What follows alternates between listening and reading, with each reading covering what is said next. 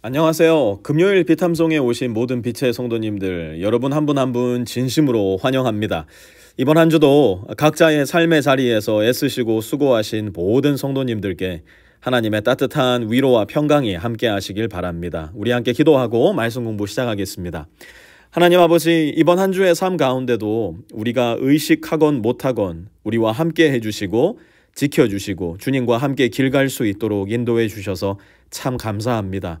오늘도 하나님의 말씀에 단단히 붙어서 주와 함께 좁은 길 걷는 우리 모든 빛의 성도들 다 되게 하여 주십시오. 예수님의 이름으로 기도합니다. 아멘. 오늘은 레위기 15장 전체 말씀 함께 공부해 볼 텐데요. 먼저 1절과 2절 말씀 함께 읽어보겠습니다. 주님께서 모세와 아론에게 말씀하셨다. 너희는 이스라엘 자손에게 말하여라. 그들에게 이렇게 일러라. 어떤 남자가 성기에서 고름을 흘리면 그는 이 고름 때문에 부정하다. 아멘. 여러분, 우리가 이번 주에 계속 배웠던 11장과 14장까지는요, 사실 대단히 공개적인 내용들이었습니다. 눈에 보이는 내용들, 모두가 알 수밖에 없는 것들. 그런데 오늘 우리가 함께 공부하는 15장은 어떠한가? 15장은 인간의 가장 숨기고 싶은 것, 다른 말로 하자면 가장 내밀하고 사적인 영역에 대한 말씀을 하시는데요.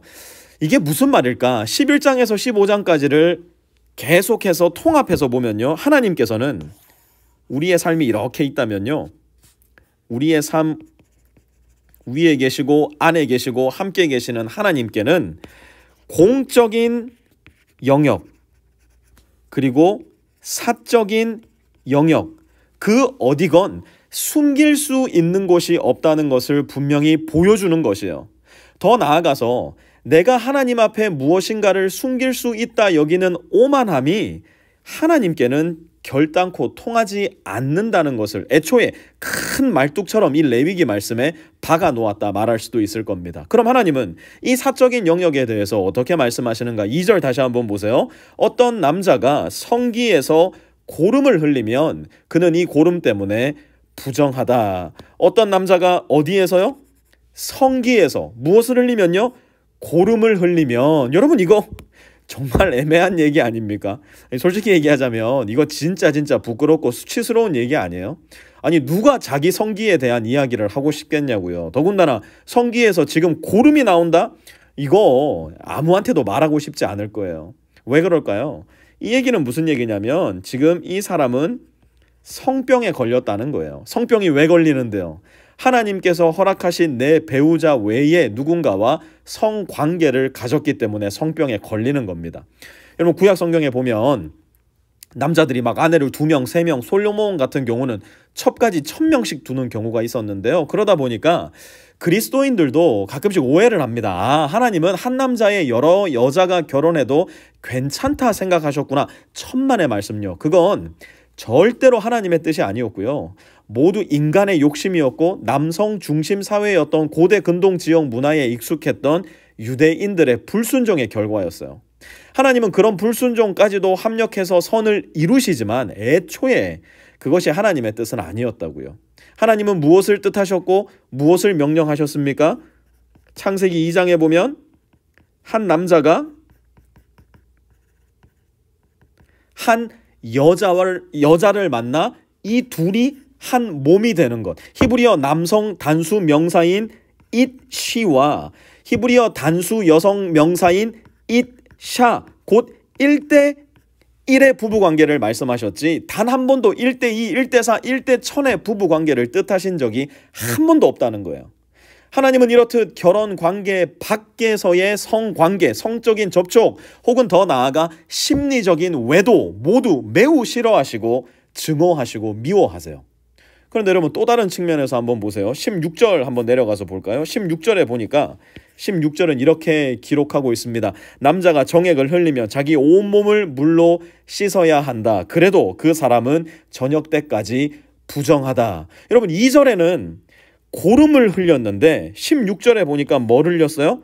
정액을 흘렸대요. 이건 무슨 말일까요? 2절에서 흘리는 고름은 성병의 결과이지만 16절에서 흘리는 정액은 무엇의 결과입니까? 부부간의 성관계의 결과예요. 이 둘 사이에는 차이가 있는데요. 어떤 차이가 있느냐? 14절과 15절 한번 보세요. 여덟째 되는 날에 그는 산비둘기 2마리나 집비둘기 새끼 2마리를 가지고 주 앞 곧 회막 어기로 와서 제사장에게 주어야 한다. 그러면 제사장은 그것을 받아서 하나는 속죄제로 드리고 나머지 하나는 번죄로 드린다. 하나님은 그렇게 함으로써 그 남자가 고름을 흘려서 부정하게 된 것을 주 앞에서 속하여 준다. 아멘. 산비둘기 2마리, 집비둘기 2마리를 무엇으로 바쳐야 된다고요? 하나는 속죄제로, 하나는 번제로 바쳐야 된다는 겁니다. 왜요? 하나님께서 정하여 주신 성적인 바운더리를 넘는 것, 그게 뭐라고요? 죄니까요. 그 죄를 속죄 받으려면 하나님께 제물을 가져 나와야 된다는 겁니다. 아무리 우리의 시대가요, 이게 죄가 아니다, 내 감정에 충실했다, 요즘 누가 그런 걸 죄라 그러냐, 바락바락 소리를 지른다 해도요, 하나님이 죄라 하시는 것은 변하지 않는 죄입니다. 그거 죄고요, 하나님이 싫어하시는 거예요. 그런데 남자가 정액을 흘리는 부부간의 성관계를 묘사하는 17절의 말씀의 결과 속죄 제물을 바치라거나 번제를 바쳐야 된다는 규례가 전혀 등장하지 않습니다. 이건 무슨 말일까요?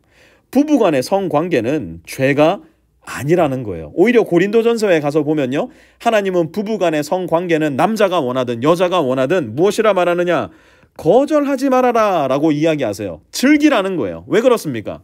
성은 부부간에 바로 사용될 때 이건 뭐예요? 하나님께서 창조하신 선한 것이고요, 하나님 보시기에 좋은 것이기 때문이에요. 이어서 19절부터는 여성의 생식기에서 피를 흘리는 경우에 대한 말씀인데요. 19절 한번 보실까요? 여자가 몸에서 피를 흘릴 때에 그것이 그 여자의 몸에서 흐르는 월경이면 그 여자는 이래 동안 불결하다. 그 여자에게 닿는 남자는 모두 저녁 때까지 부정하다. 아멘. 여러분, 이 말씀 언뜻 잘못 읽으면요, 아, 월경하는 여자는 불결하고 부정하구나, 잘못 결론 내릴 수도 있어요.